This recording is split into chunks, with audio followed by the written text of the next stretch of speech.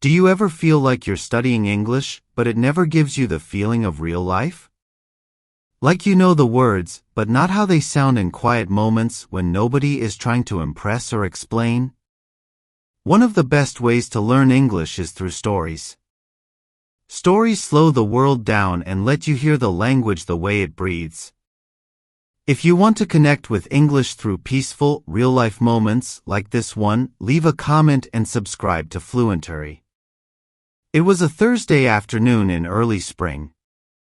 The city was noisy behind him, but Noah kept walking. Past the restaurants. Past the bikers.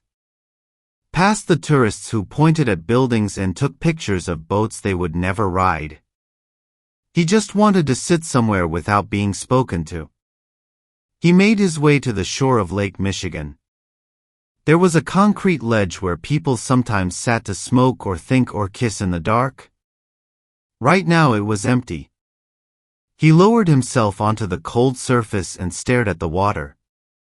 It wasn't beautiful. Not exactly.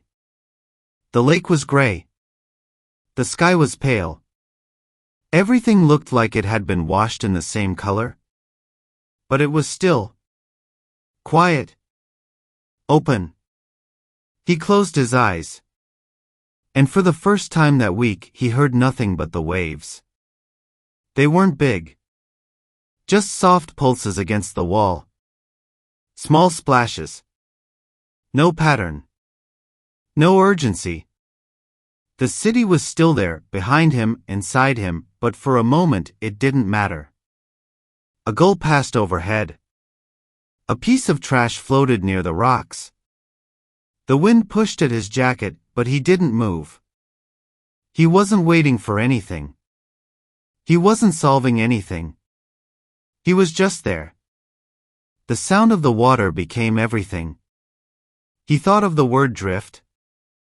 Then he thought of nothing at all. Minutes passed. Maybe hours. He didn't check his phone. When he finally stood up, his body ached in places he didn't expect. But his mind felt clean. The walk back into the city felt different. Not because the streets had changed, but because he had. The noise returned. The people. The lights. The sharp smell of food from carts on corners. But something stayed with him. The memory of those soft waves and the space they had opened. Later that night, when a friend called and asked how he was doing, he paused before answering. And instead of saying a fine, or same as always, he simply said, I went to the lake. I heard the waves. And for once that was enough. In today's story, you heard natural English expressions like he wasn't waiting for anything, the city was still there, and that was enough. These are the kinds of lines people use when they're not performing, when they're just feeling something. You also practiced verbs like drift, phrases that describe mood, and sensory details that bring language to life. Fluentory brings you real, emotional English through quiet storytelling. We post daily videos to help you hear English the way it's truly spoken. Like this video, subscribe to the channel, and share in the comments, what sound brings you peace? See you in the next video.